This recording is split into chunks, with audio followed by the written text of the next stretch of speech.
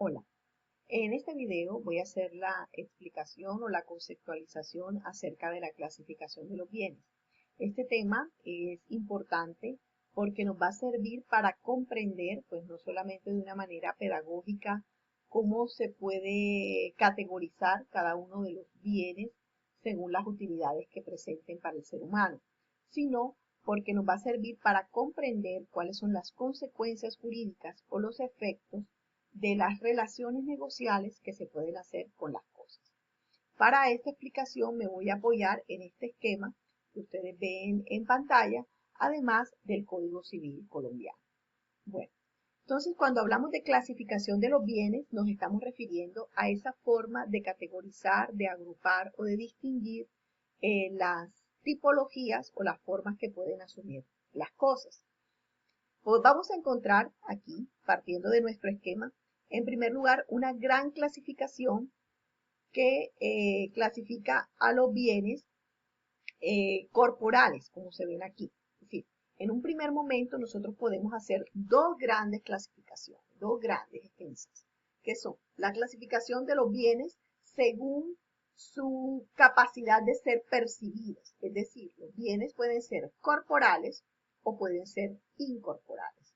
Los corporales son aquellos bienes que son perceptibles a los sentidos, son apreciables por los sentidos, por la vista, por el gusto, por el tacto, por la escucha, y están otra tipología de bienes que no son perceptibles por los sentidos, sino que ya se requiere un ejercicio de la inteligencia, que ya ellos son conocidos a través de la razón. Estos son los incorporados. Estamos ubicados en el Código Civil, artículo 653, y nos dice el artículo: los bienes consisten en cosas corporales o incorporales. Los corporales son los que tienen un ser real y pueden ser percibidas por los sentidos, como una casa o un libro. Incorporales, los que consisten en meros derechos, como los créditos y las servidumbres activas. A partir de esta definición, podríamos decir entonces que de los incorporales no deberíamos hacernos cargo en esta asignatura, por cuanto si consisten en meros derechos como los créditos, entonces estos créditos están ubicados en la sede de los derechos personales, es decir, en las obligaciones. Entonces, desde ese punto de vista, en esta clase yo me voy a dedicar a los corporales, pero también es importante hacer otra salvedad. En la medida en que la evolución de la producción del hombre, de la inventiva del hombre, ha ido avanzando, se reconocen también como incorporales aquellas realidades jurídicas, no que tienen que ver con derechos de crédito, sino con la producción humana, que generan derechos de propiedad, como es el caso de la propiedad intelectual. Entonces, dentro de estas cosas incorporales que podemos percibir no por los sentidos propiamente, bueno, por los sentidos también, pero básicamente bajo un ejercicio del intelecto, de la razón, vamos a encontrar la propiedad intelectual clasificada también a su vez en derechos de autor y propiedad industrial. Vuelvo a repetir que para los objetivos que me trazo para la clase, me voy a referir a los bienes corporales. Los incorporales, sobre todo lo concerniente con la propiedad intelectual, lo vamos a ir tocando en la medida del transcurso de las demás clases. Entonces seguimos. 654 del Código Civil nos dice que las cosas corporales se dividen a su vez, es decir, de los corporales, así como lo tengo acá en el esquema que les presento, se dividen en bienes muebles e inmuebles. Entonces, la gran clasificación de las cosas corporales es muebles e inmuebles, según el criterio que tenían desde un principio los romanos. El criterio para definir esta clasificación, evidentemente, es la movilidad. La capacidad que tengan las cosas para moverse, sea por sí misma o por la acción del otro. Los inmuebles van a ser aquellos que definitivamente no se van a poder trasladar de un lugar a otro, mientras que los bienes muebles son aquellos que sí van a poder tener esa capacidad de traslación. Estos bienes, tanto muebles como inmuebles, pueden a su vez ser subclasificados y a esto nos vamos a dedicar a continuación. Vamos a empezar con estos que están acá, con los bienes inmuebles. Entonces, sabemos que los bienes inmuebles, 656 del Código Civil, son inmuebles o fincas o bienes raíces. Son las cosas que no pueden transportarse de un lugar a otro, como las tierras y las minas, y las que se adhieren permanente a ella, como los edificios, los árboles, las casas. Las casas y heredades se llaman predios o fundos. Entonces ya el 656 nos está dando la definición de lo que es un inmueble y además nos está dando ejemplos. Los inmuebles, de acuerdo a esta misma definición del Código Civil, pueden ser de dos tipos, por naturaleza o pueden ser accesorios. ¿Cuáles son los bienes inmuebles por naturaleza? Son aquellos que, dadas sus condiciones geográficas sobre todo, nacieron así, son así, naturalmente muebles. No ha habido la intervención del ser humano para que su condición sea esta. ¿Cuáles son? El inmueble por naturaleza, por excelencia, es el terreno. En los terrenos, las minas, las islas, las montañas, el agua en estado natural. Ojo, agua en estado natural. Son bienes que se consideran bienes inmuebles por naturaleza. ¿Qué repercusión jurídica y a ustedes para qué les interesa saber que existen unos bienes inmuebles por naturaleza? La repercusión jurídica es que a partir de estos inmuebles por naturaleza es que se van a desarrollar o se van a construir las mejoras, los enriquecimientos, los acrecimientos y todos los negocios que uno puede hacer sobre un predio. Este inmueble por naturaleza es la base por donde arranca la relación con cualquier tipo de inmueble. Es el bien que incluso puede considerarse el bien más valioso, porque a partir de ahí usted puede edificar, sembrar, construir, extraer frutos, etc.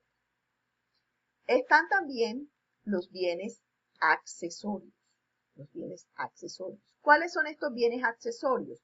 Son aquellos que van a depender, que van a tener una dependencia acá con los inmuebles por naturaleza. Los inmuebles accesorios van a tener una relación de dependencia con los inmuebles por naturaleza.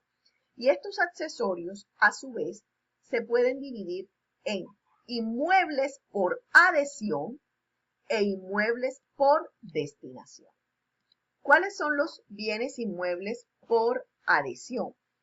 Son aquellos que, como la misma definición lo está diciendo, son los que se adhieren, son los que se pegan, los que se unen de manera irremediable con un bien inmueble y no pudiéndose separar ya de él, quedan vinculados y si se separan, se destruye el accesorio. La importancia de estos inmuebles por adhesión es que estos incrementan el valor de los inmuebles por naturaleza por cuanto sirven para su transformación. Entonces, ¿qué inmuebles por adhesión? Un árbol es un inmueble por adhesión, no es un inmueble por naturaleza. Una casa no es un inmueble por naturaleza porque ¿qué es una casa? Una casa es un conjunto de cosas como ladrillos, cemento, arena, que son muebles inicialmente, pero que se le adhieren y se le pegan y al estar adheridos ya no se pueden separar del inmueble formando una unidad con ellos. Entonces, este inmueble por adhesión, al quedar unido, la única forma de separarlos es a través de su destrucción. Esta clasificación reviste una importancia no solamente por lo que ya les anoté, de que incrementan el valor, sino porque básicamente son bienes muebles que se han unido a un inmueble por naturaleza. Son bienes muebles que se han unido a un inmueble por naturaleza y ya no se pueden separar. porque han conformado una edificación, una siembra, un cultivo. Han transformado al inmueble por naturaleza y en esa transformación han agregado valor.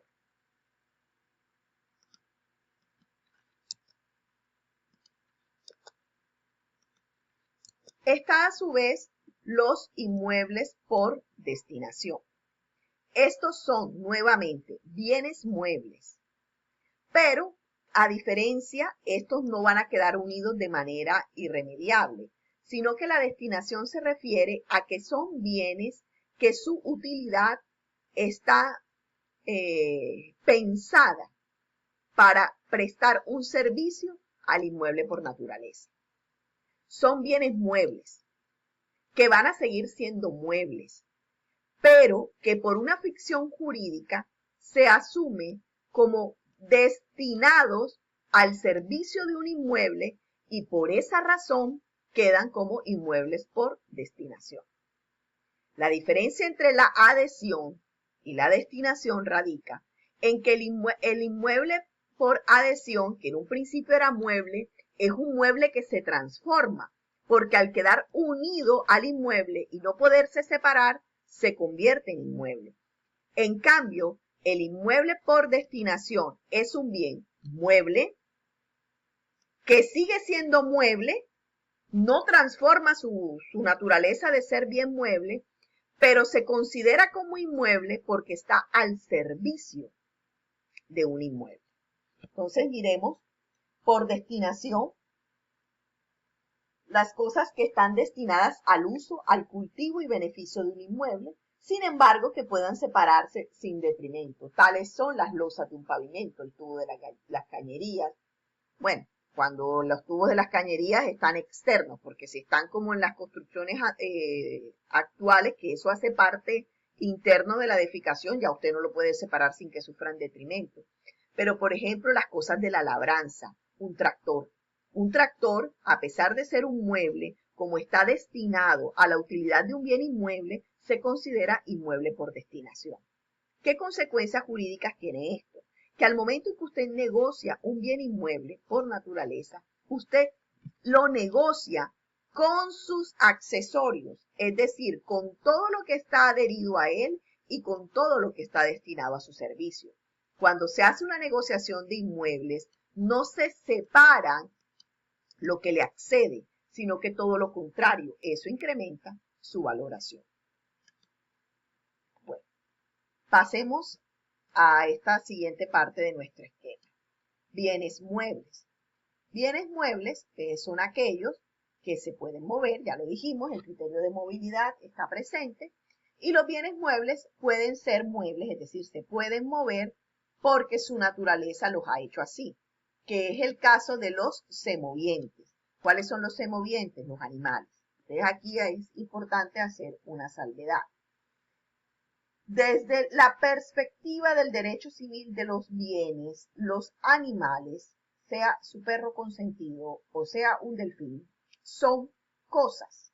Son cosas, son bienes muebles, semovientes, son semovientes, y en ese sentido se toman como bien. ¿Por qué? Porque prestan a una utilidad al ser humano, como lo discutimos en la primera clase. Ahora la tendencia, y la Corte Constitucional así lo ha ratificado, y las normas que han legislado a raíz de los pronunciamientos de la Corte Constitucional, nos dicen que los animales son seres sintientes. Entonces, ¿esto es una contradicción? ¿Se contradice? Pues de mi perspectiva no hay ningún tipo de contradicción. Una cosa, o sea, un contexto es que la negociación de los animales y su circulación jurídica, eso es una realidad, y otra realidad es el animal el animal considerado en el ecosistema, el animal considerado en su contexto o el animal considerado en su biotopo, es decir, en el lugar donde vive. Desde esa perspectiva, no podemos dejar de un lado que los animales son seres sintientes y que por tal razón al ser humano no le corresponde o no le da derecho o no le da los atributos para destruirlos, para maltratarlos. O sea, una cosa no excluye a la otra. Una realidad de la circulación jurídica de las cosas, de los animales, no excluye la protección frente al maltrato animal. Entonces, por ejemplo, el ganado son animales, ganado vacuno, bovino, caprino, etcétera, son animales, pero que en su negociación jurídica se consideran como semovientes y se negocian como tal. Pero eso no da lugar a que el dueño del ganado maltrate a los animales, aunque sean después para el consumo humano. La otra, sí, por ejemplo, la Corte Constitucional, a partir de la preservación de lo que se conoce como la Constitución Ecológica, la Constitución de 1991 tiene un pilar que es la sostenibilidad ambiental, y a eso se le llama Constitución Ecológica, ha establecido una serie, y en la medida y la legislación ha ido también de la mano, una serie de prohibiciones para la caza o pesca de ciertas especies. Entonces, ya Colombia, a partir del año pasado, tiene prácticamente una prohibición extensiva de la caza de cualquier tipo de animal que es salvaje. Todo lo que no sea doméstico no se puede cazar. Entonces, esto es una práctica que denota tres realidades. Uno, que se restringe la circulación jurídica de animales salvajes y exóticos. Usted no puede comerciar con ellos. La otra realidad es desde la perspectiva de semovientes. La otra realidad, como seres sintientes, no se puede hacer maltrato. Y tres, porque si tú maltratas, dañas, destruyes un animal, tú estás alterando los servicios ecosistémicos, lo cual es una violación del principio de sostenibilidad ambiental que sustenta nuestra Constitución. Entonces, como ven, no tiene por qué haber de pronto muchos autores no estarán de acuerdo conmigo, pero desde la perspectiva en que yo lo veo, no tiene por qué haber ninguna dicotomía en estos aspectos. Están también, que son naturalmente muebles, aquellos que son inanimados. Es decir, que ellos no se mueven por sí mismos, sino que se mueven por el efecto de que el ser humano los traslada de un lugar a otro, o porque cuentan con una motorización que permite su movimiento. Entonces, dentro de los inanimados podemos encontrar los vehículos de cualquier tipo de tracción. Podemos encontrar el dinero, podemos encontrar una silla, una mesa, un celular, medicina, documentos como los títulos valores como las letras de cambio, cheques, pagarés. Ellos son bienes muebles. ¿Por qué? No porque están en un papel, sino porque ellos son representativos de algo. Los cheques, pagaré, las letras de cambio representan dinero. Y como el dinero es un bien mueble, pues ellos se consideran también bienes muebles. Las facturas, por ejemplo, son representativos de mercancías, y como las mercancías en general son bienes muebles, las facturas se consideran también un bien mueble. Entonces, en los inanimados vamos a encontrar el gran espectro de todos los bienes muebles que nosotros empleamos para nuestro servicio. Están también unos bienes muebles que no tienen forma. Pero el hecho que no tengan forma no les quita el ser corporales y mucho menos ser muebles, como la energía, la conducción de energía. Usted no la ve, pero usted no ve la energía eléctrica, pero usted sí la puede percibir a través de sus sentidos. El servicio del gas, por ejemplo. El agua en estado no natural, que adopta la forma del recipiente que lo contiene. Entonces, estos también son bienes muebles. ¿Qué consecuencias jurídicas trae esta distinción, esta clasificación con los bienes muebles? Que los bienes muebles, por su condición, ellos son más flexibles su negociación en el comercio. La ley no impone requisitos especiales para su negociación. Simplemente el mero intercambio de bienes es suficiente para que se considere su circulación jurídica. No hay protocolos, ni solemnidades, ni formalidades para negociar los bienes muebles. Acá. Bienes muebles por anticipación. ¿Cuáles son estos bienes muebles por anticipación? 659 del Código Civil. son bienes inmuebles. Sí, son bienes inmuebles que se negocian como si fueran muebles porque va a haber un momento en que se van a desprender del inmueble y van a ser bienes muebles otra vez. Se van a convertir en bien muebles. ¿Qué nos dice el 659 según el trabalengua que les acabo de decir? Que son bienes inmuebles que se van a separar del inmueble para convertirse y transformarse en un mueble. Y se negocian, a pesar de ser inmuebles al momento de su negociación, se negocia anticipadamente como si ya fuese mueble.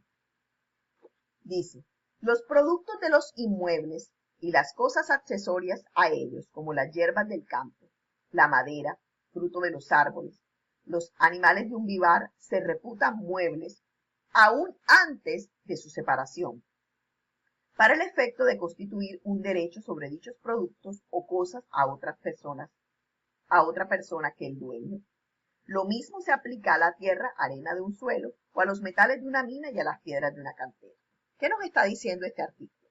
Por ejemplo, yo tengo una mina de esmeralda. Si yo tengo una mina de esmeralda, las esmeraldas que están adheridas a la mina, las que todavía no he extraído, ¿qué son? Son bienes inmuebles. Pero yo puedo, en virtud, resulta que llegó un inversionista americano que desea comprarme un lote de extracción de esmeraldas. Yo negocio no la mina, porque la mina ¿para qué? Si esa es la mina, esa es la fuente, no la quiero negociar. Yo lo que negocio es el producto, aunque el producto no esté extraído. Entonces yo negocio las esmeraldas como si ya las hubiese sacado y las negocio como tal, como si estuviesen afuera, aunque todavía no he hecho la extracción física de ellas. Por eso se denominan bienes muebles por anticipación. Porque anticipadamente, yo las negocio como si ya fueran muebles cuando en la realidad todavía están adheridas al inmueble al que pertenece. Entonces, por eso se denominan así bienes muebles por anticipación. Para seguir avanzando en esta temática y abordar las otras categorías o los otros tipos de clasificación, es muy importante lo siguiente. Los bienes inmuebles, además de sus características en la naturaleza, en la adhesión, etc., tienen un rasgo fundamental, que los bienes inmuebles se negocian de manera solemne. ¿Qué quiere decir? Que la legislación colombiana determina que un bien inmueble se debe negociar siempre a través de una escritura pública. Todo, si usted va a comprar un bien inmueble, debe hacerlo por escritura pública. Si va a vender, obviamente, compra-venta, escritura pública. Si usted va a regalar el inmueble, es por escritura pública. Si usted va a hacer una permuta de inmuebles, es por escritura pública. Si usted va a constituir un usufructo sobre su bien inmueble, es por escritura pública. Si usted va a hacer una hipoteca sobre el inmueble, es por escritura pública. Toda la negociación jurídica que se realice sobre un bien inmueble debe constar por escritura pública. No es como en el caso de los muebles que no requieren formalidades. Usted para comprar un carro no requiere hacer una escritura pública, pero para comprar una casa, una finca, un apartamento sí requiere de escritura pública. Para comprar un celular usted no tiene ninguna formalidad, usted va y hace el intercambio de cosa a precio y listo. Pero para comprar una finca sí necesita una formalidad. Entonces todos los bienes inmuebles deben hacerse, se negocian bajo la formalidad de la escritura pública. Es una solemnidad de ley. Además, luego de la escritura pública, todos los bienes inmuebles se llevan un registro de ellos. Se lleva como una especie de base de datos, de inventario de todo lo que va ocurriendo en la vida jurídica de ese bien. A eso se le conoce como el registro de instrumentos públicos. Se llama registro de instrumentos públicos.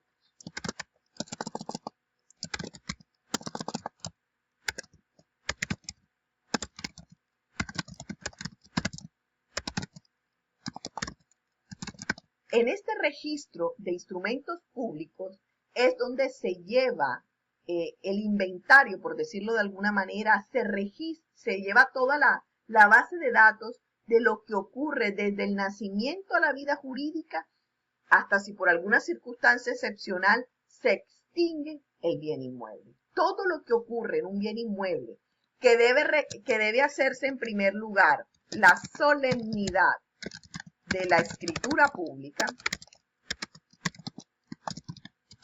Además de esa solemnidad, debe sumársele el registro de instrumentos públicos. Si estas dos formalidades de ley no se llevan a cabo, la negociación jurídica del inmueble no es válida. A continuación les muestro un ejemplo de certificado de registro de instrumentos públicos. Miren, para el caso de Colombia es una función que le corresponde a la Superintendencia de Notariado y Registro. Este documento los expiden las oficinas de registro de instrumentos públicos. El caso que les muestro es de Barranquilla, un certificado de tradición, donde se identifica un bien con una matrícula inmobiliaria. Para el caso de todo lo que es Barranquilla inicia con 040. Y miren que en este certificado se describe toda la naturaleza de un bien inmueble. Miren la descripción de las cabidas y linderos, es decir, cuánto mide, la dirección, todo lo que ha pasado. Miren que el inmueble fue vendido, nuevamente fue vendido, después el inmueble se vendió la mitad, después hubo una sucesión y entonces se le repartió a los herederos. Entonces miren que todo lo que va aconteciendo con el bien se va anotando. Esto se llaman anotaciones. Entonces, por ejemplo, hubo una demanda sobre el bien, se registra esa demanda. Hubo un proceso, este fue otro proceso, una demanda.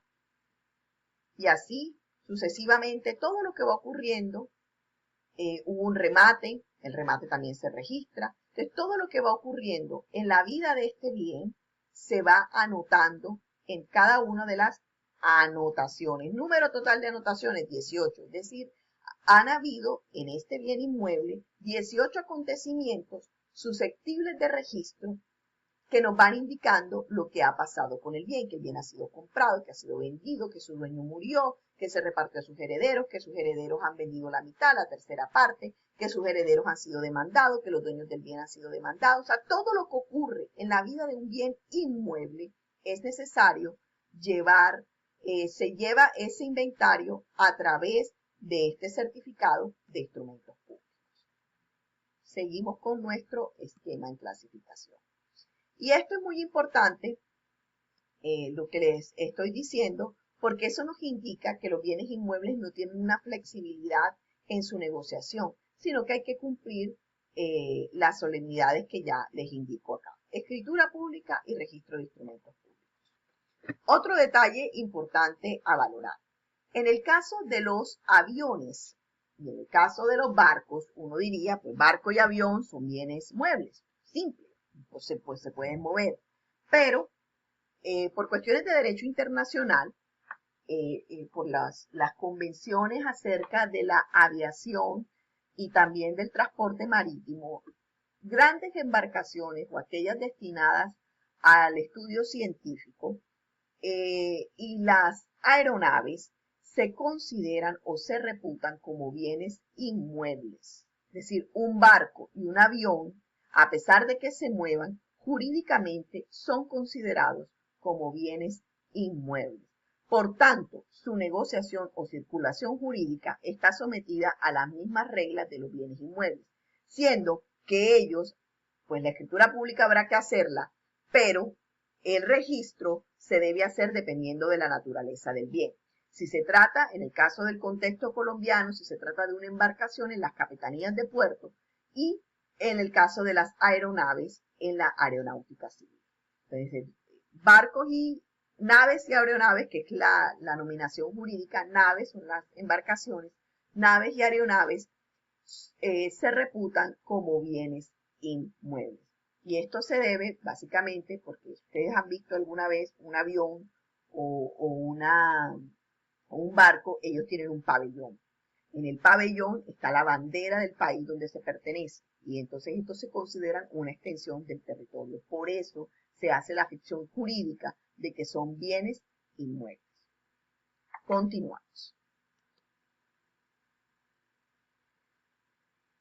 Luego, el mismo Código Civil y también la doctrina nos va mostrando otra serie de categorías o clasificaciones de los bienes, sobre todo de los muebles. Es decir, que los muebles a su vez los podemos ubicar en distintas categorías. Sea lo primero decirles que estas categorías no son una seguida de la otra, no, sino que un mismo bien mueble puede reunir cada una de estas características. Y esas características que reúne es lo que nosotros conocemos como la naturaleza jurídica del bien. Aunque también habría que hacer la salvedad que es posible ubicar a los inmuebles en estas categorías. Bueno, entonces, seguimos. En las otras categorías tenemos fungibles y no fungibles. Cuando un bien es fungible, cuando un bien es no fungible. Un bien será fungible cuando en su negociación él desaparezca, de tal forma que no se puede devolver o retornar a la misma cosa. Un bien fungible es aquel que cuando se negocia, cuando se da su circulación, no se puede devolver, no se puede retornar la misma cosa. Y un bien será no fungible cuando en su negociación es posible retornar la misma cosa. Este criterio de la fungibilidad y de la no fungibilidad es importante sobre todo en materia contractual, porque hay ciertos contratos que solo recaen sobre bienes fungibles y hay otras categorías contractuales que solo recaen sobre bienes no fungibles. Por ejemplo, un contrato de arrendamiento solo puede recaer sobre bienes no fungibles porque en el arrendamiento se espera que se devuelva la misma cosa que se dio. Si yo rento o hago un contrato de renting o un arrendamiento de un carro, de un vehículo, yo debo devolver el mismo vehículo que me dieron, no otro de la misma clase, naturaleza, especie. Si a mí me dieron el vehículo, yo alquilé un Chevrolet Tracker de placas ABC 123, yo debo devolver ese bien. No es una Chevrolet Tracker del mismo color y no importa la placa, no importa las características, no, debo devolver el mismo, porque el arrendamiento recae en exclusiva sobre bienes fungibles. En cambio, contratos como el mutuo, es decir, como el préstamo de cosas de cosas fungibles, se llama así. Mutuo es un contrato que recae sobre el préstamo de cosas fungibles, donde no se espera que te regresen la misma cosa, sino una con las mismas características, las mismas cantidades y la misma cualidad. Entonces, por ejemplo, un ejemplo sencillo, si voy donde mi vecino y le digo, vecino, me presta una libra de arroz, y yo después se la devuelvo, evidentemente no le voy a devolver exactamente la misma libra de arroz, porque esa ya la cociné y me la comí. Yo lo que le voy a devolver es un arroz de las mismas cantidades, calidades y características de las que él me prestó. Si él me prestó el arroz Pepito, una libra, 500 gramos, pues yo debo devolver el arroz Pepito de una libra, 500 gramos. No puede ser de otra marca, no puede ser de otra calidad, porque entonces estaría incumpliendo las reglas contractuales. Entonces, estos son los bienes fungibles y los no fungibles. Esta categoría la vamos a poder encontrar dentro del Código Civil para los que están haciendo el seguimiento en el código en el artículo 663. Bueno, avancemos. Siguiente categoría, bienes de género, especie o cuerpo cierto. Esta categoría la vamos a encontrar en el Código Civil, pero en el acápite de las obligaciones. Aquí es donde vamos a encontrar cuando nos hablan 1565 en adelante acerca de lo que se entiende por género y cuerpo cierto. ¿Qué es un género? Una cosa de género es aquella que tiene que pertenece a un conjunto. de cosas con las mismas características. Cuando hablamos de un género, nos estamos refiriendo a cosas que por sus cualidades se parecen a otras, un conjunto con características similares o con las mismas características. Entonces, un bien de género podría ser el televisor. Entonces, todos los televisores son un género. Y yo puedo especializar aún más el género. Cuando yo digo, no, los televisores Procuro. Entonces, todos los televisores Procuro. Ah, pero dentro de los televisores Procuro yo puedo decir, no, los televisores Procuro de 60 pulgadas. Y dentro de los de 60 pulgadas puedo decir que sean Smart TV, etc. Entonces, dentro del género vamos a encontrar un conjunto de individuos que tienen las mismas características porque pertenecen a una misma clase. ¿Qué efecto jurídico tiene eso? Que cuando se negocia un género, pues cualquiera de esas que reúne esas características o que reúna esa clasificación satisface la pretensión que se quiere. Mientras que cuando hablamos de cuerpo cierto, ya estamos hablando de un individuo que está plenamente identificado, que se puede distinguir de todos los demás y por lo tanto solo ese cuerpo cierto o solo esa especie puede satisfacer la pretensión de una negociación. Entonces, un cuerpo cierto no es lo mismo decir los carros Toyota a decir la camioneta Toyota Fortuner de placa ABC 123, porque ya esa ABC 123 lo hace distinta del resto. Ya cuando me dicen que tiene un número de chasis determinado, ya eso lo hace distinta del resto. La puedo identificar, la puedo determinar. Y solo ese vehículo es el que satisface la pretensión querida. Género, especie. Siguiente. Lo consumible y lo no consumible están en relación directa con lo fungible y con lo no fungible. Los bienes consumibles son los que con el primer uso se agotan.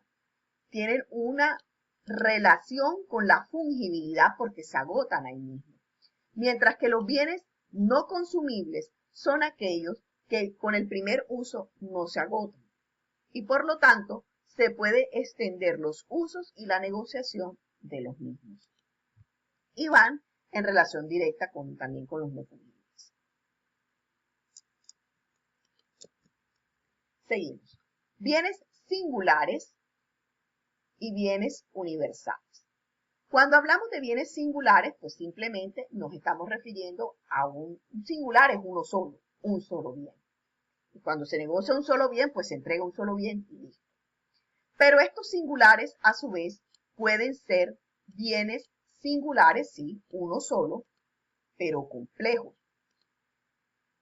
Pueden ser singulares, pero al mismo tiempo pueden ser singulares complejos. Los singulares complejos son aquellos que, siendo una sola cosa, esa cosa está compuesta por varias partes. Entonces, cuando hablamos de un celular, eso es un singular complejo, porque el celular estamos hablando de una batería, de una pantalla, de un sistema operativo, de una memoria, y que cuando uno negocia un singular complejo, cuando yo digo, mire, deme un celular, yo no debo especificar que me lo entreguen con pantalla. Yo lo que puedo decir es que la pantalla sea de 3 pulgadas, de 6, de 7 o de 10. Pero yo no digo, no, que el celular tenga pantalla o que el celular tenga procesador. Yo puedo decir las características del procesador, pero que tenga procesador debe tenerlo porque eso hace parte de la complejidad de las partes del bien. Entonces, cuando estamos frente a un singular complejo, estamos frente a un bien que debe ser entregado o negociado en cada una de sus partes. Ese es su efecto jurídico. Por otra parte, tenemos los bienes universales. Son aquellos bienes, estos que están aquí, que no tienen que ver con los derechos de herencia, no me estoy refiriendo a eso, sino son aquellos bienes que son varias cosas unidas, que pueden presentar relaciones de dependencia o no. Entonces, por ejemplo, hay universales de facto y universales conjuntivos. Por ejemplo, un universal de facto puede ser una biblioteca. porque cuando yo digo biblioteca, yo estoy hablando de una estantería y unos libros que están dispuestos para ese fin. Y hay una relación de dependencia entre ellos. La estantería es para tener los libros. Entonces, pero eso es ese conjunto. Mientras que cuando yo hablo de los universales conjuntivos, yo me estoy refiriendo a otra cosa. Son un conjunto de bienes puestos entre sí, pero que no existen relación de dependencia entre ellos. Pero al ponerlos juntos, ellos dan un mayor valor al bien, que es el caso de una librería. No es lo mismo decir una librería a una biblioteca. En una librería no hay relación de dependencia entre los libros y la caja registradora. Pero si usted lo pone en ese contexto, usted lo pone en conjunto, eso da un mayor valor al bien que se llama establecimiento de comercio llamado librería. Y entonces en la librería, si usted quiere atraer a sus clientes, usted le pone mesas, usted le pone sillas, usted le pone decoración, y puede que esos bienes no se necesitan entre sí, pero puestos en ese conjunto dan un mayor valor al bien, usted le saca una mayor rentabilidad. Al negociar la librería, usted no negocia los libros del inventario. Usted lo que está negociando es todo un concepto de negocio. El nombre, si usted está arrendado, el contrato de arrendamiento, su prima comercial, si tiene lemas, marcas, enseñas, patentes, todo eso hace parte de ese conjunto que da un mayor valor a ese bien. Siguiente categoría, lo divisible frente a lo indivisible. Ya el mismo título les está indicando de qué se trata. Es decir, si el bien se puede dividir o si el bien no se puede dividir. Esto aludiendo a un aspecto de división o indivisión material del bien. O sea, el bien materialmente se puede dividir o no se puede dividir. Entonces, lo que se puede dividir se llamará bien divisible y lo que no se puede dividir se llamará indivisible. Y los efectos jurídicos de esta división o esta indivisión está en que si se puede repartir la exigencia de una prestación, en el caso de los divisibles, o no se puede repartir en el caso de los indivisibles. Esto también lo vamos a encontrar en el capítulo de las obligaciones, donde vamos a encontrar esta clasificación, porque las consecuencias jurídicas se verifican en las obligaciones, 1581. Entonces, por ejemplo, así la obligación de conceder una servidumbre de tránsito o la de hacer construir una casa son indivisibles. La de pagar una suma de dinero es divisible. Esta división o indivisión puede ser de carácter también legal o material o intelectual. Lo material es que si físicamente el bien se deja o no se deja dividir. La vaca no se deja dividir, pero ya, bueno, la sacrificaron, la carne sí se deja dividir. La división legal, ¿a qué obedece? La división legal obedece a que cuando el bien, su titular son varias personas, estas personas no están obligadas a mantenerse para siempre o indefinidamente en la unión, en la indivisión. Entonces, es posible acudir a través de un proceso legal llamado proceso divisorio. Por ejemplo, si una casa tiene 3 dueños y los dueños pues, no pueden ser obligados a compartir la propiedad para siempre.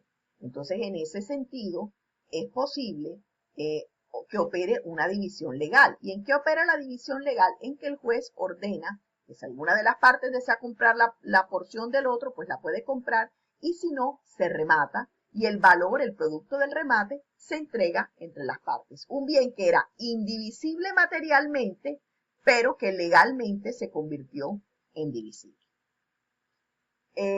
La división intelectual hace alusión a que el bien es indivisible, no se puede dividir materialmente hablando, pero intelectualmente lo repartimos en cuotas. Es como, por ejemplo, los accionistas de una sociedad. La sociedad no pretendemos dividirla físicamente porque no tiene gracia, pero sí La participación de cada socio se puede tasar intelectualmente en porcentajes, en cuotas, entonces usted es dueño del 50% de las acciones de la sociedad. Esa es una división intelectual cuando el bien es indivisible, pero intelectualmente se puede hacer divisible. Okay. Bienes presentes, bienes futuros. El bien presente es lo que está, lo que existe. Y sobre el bien presente es que se ejercen los derechos reales. Los bienes futuros son los que no existen, pero se espera que existan. Ojo, es distinto de la anticipación. Los bienes futuros no existen, se espera que existan. Y mientras no existan sobre los bienes futuros, no se puede ejercer derechos reales. Porque ya quedó claro desde las nociones preliminares que estábamos viendo que los derechos reales solo se ejercen sobre cosas determinadas. El bien futuro, al ser un indeterminado que no está materialmente hablando, sobre él no recaen derechos reales, sino derechos personales. Bienes principales, bienes accesorios. El bien principal es aquel bien que no depende de otro para su subsistencia, mientras que el bien accesorio es el que depende de otro bien para existir, como el caso, por ejemplo, de un terreno con la casa. La casa, para subsistir, necesita el terreno, sin embargo, el terreno, que es el principal, no necesita de la casa para subsistir. ¿Cuál es el efecto jurídico de lo principal y de lo accesorio? El aforismo latino que nos dejaron en los romanos. Lo accesorio sigue la suerte de lo principal. El dueño del bien principal va a ser el dueño del accesorio. Si el dueño del bien principal cambia, pues el dueño del accesorio cambia. Si el bien principal se destruye, el bien accesorio se destruye. Sin embargo, si el bien accesorio sufre una pérdida, el principal no se ve afectado. Ya aquí, en las dos últimas clasificaciones, tenemos bienes en el comercio y bienes fuera del comercio. Bienes en el comercio son aquellos que, como el mismo nombre lo dice, pueden tener una circulación jurídica legal. Usted puede negociarlos y nada se lo impide. Son, se pueden alienar, es decir, se pueden vender, se pueden comprar, se puede hacer todo tipo de transacciones con ellos. Mientras que los bienes fuera del comercio son bienes que no son enajenables. Los en el comercio se pueden enajenar, los fuera del comercio no son enajenables, no se pueden sacar, no se pueden vender, no se pueden comprar, porque tienen algún tipo de restricción jurídica al respecto. Por ejemplo, ¿qué restricciones jurídicas? Como exclusión de todo derecho patrimonial. Simplemente sobre ellos no se ejercen derechos patrimoniales. Como por ejemplo, bienes a los que se les ha extinto el dominio judicialmente, ellos quedan fuera, por extinción del dominio, quedan fuera del comercio. Exclusión de actos jurídicos sobre el bien, los bienes que se embargan, los bienes que se secuestran y se embargan, no se pueden suscribir actos jurídicos sobre él porque están limitados por una decisión judicial de su circulación jurídica. No pueden circular en el comercio, por ejemplo, los animales salvajes, los animales exóticos, no, sobre ellos no puede haber una circulación en el comercio. Los bienes de dominio público tampoco, también están fuera del comercio. Las partes del cuerpo humano no son negociables. Los bienes de interés general de la nación no son negociables. Los bienes que por un interés privado una persona desea que estén por fuera del comercio, pues simplemente si su bien no lo quiere poner a circular, pues no lo pone a circular jurídicamente y queda fuera del comercio. Entonces, en el comercio todo lo que se puede negociar, fuera del comercio lo que no se puede negociar. La última clasificación, urbanos y rurales, esta clasificación pues se darán cuenta que recae sobre bienes inmuebles, que son a los que los podemos categorizar así. Urbanos, que se encuentran en la urbe, que se encuentran en la ciudad, por lo tanto, cuentan con todos sus servicios básicos. Lo rural, del campo, infortunadamente en Colombia no cuentan siempre con todos los servicios básicos, y los urbanos son propios del desarrollo de los inmuebles por adhesión, mientras que en lo rural vamos a encontrar mayor preponderancia de los bienes inmuebles por naturaleza. Bueno, entonces estas son las grandes clasificaciones y en el transcurso de la clase vamos a resolver las dudas y vamos a hacer los ejercicios correspondientes. Adiós.